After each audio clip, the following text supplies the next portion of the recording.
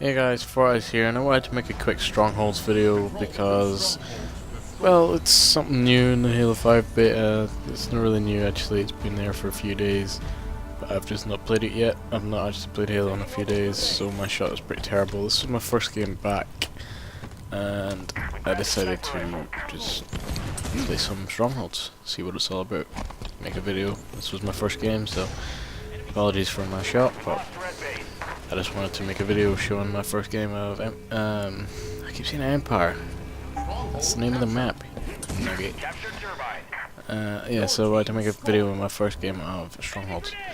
So, I'm not really an objective game type kind of guy.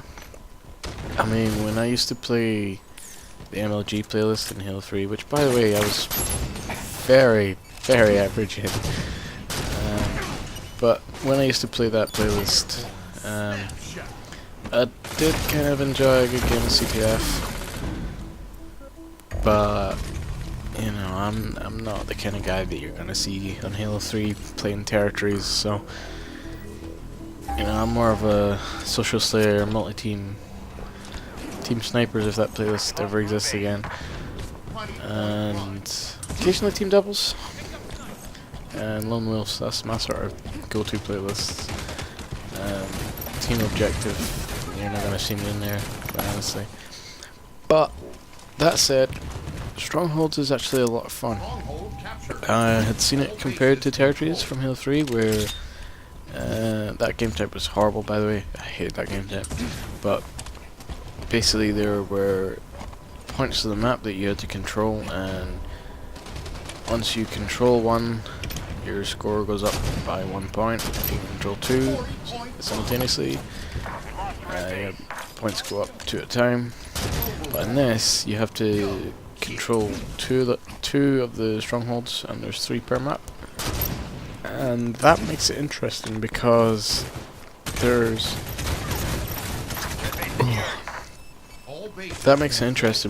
there's 3 strongholds per map, 4 players per team, so it means that, yeah, you only need 2 to score, and therefore you win. But to defend, like, both of your strongholds, or even all of them if you're, you know, that cocky team that goes for all 3, which is a bad tactic, by the way, unless you're against, like, people who are much better at Halo than. But anyway, like, it stretches your team, and it means that gun battles, when defending or attacking a stronghold, mean that you're gonna have to, like, consistently win your own battles. Like, you're not gonna have team shooting, and that makes it kind of fun because it means that as a team you have to sort of split and, right, I'll go this way, you go that way. And this is, I was trying to be cheeky and boost back, but I accidentally crouched and fucked it up.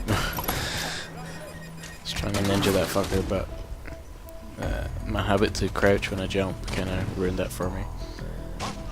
But yeah, like, even if you're not in a party, like, you have to sort of see where your team are on the map and go, right, I'll go to the other one. And it stretches your team. It also stretches the other team, because if they get a notification that's saying, right, enemy's taking this one, like, 1 or 2 of them are going to run back and try and defend it. So that means you've got to be prepared to try and win your own battle, possibly against 2, maybe even 3 players, depending on the team you're playing and how many strongholds they hold. So, like, it's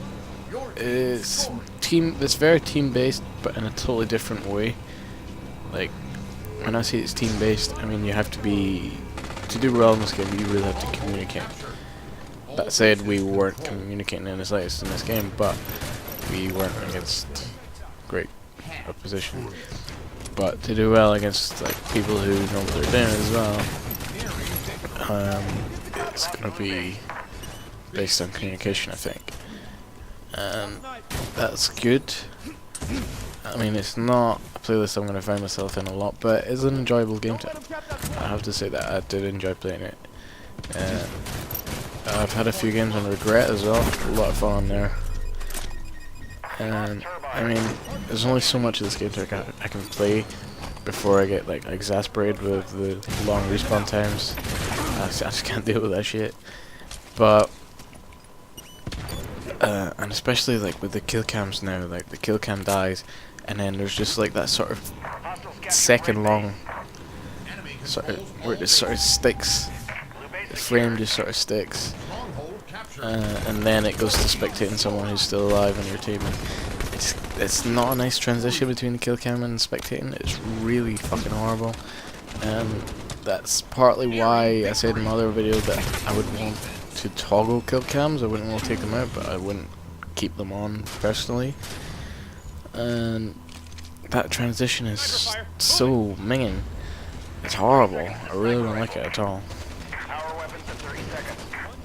And the just waiting so long just ruins my Halo experience, because that it annoys me. Even if I'm doing well in a game, like if I die and then I've got to wait like 7 seconds or even 5 seconds to spawn, like it really does my nut in.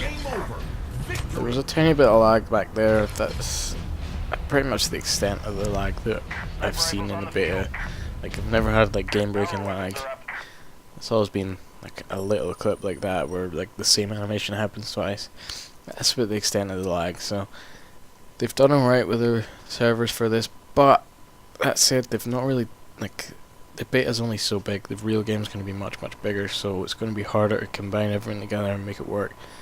But we've just got to keep the faith and see what happens when the game comes out. Anyway guys, I'm not sure what my next video is going to be or when it's going to be, because I'm back at uni and it's not as easy to make videos anymore. But I am going to try and stay active.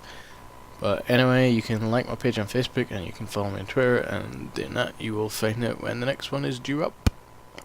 Alright guys, thanks for watching. See you.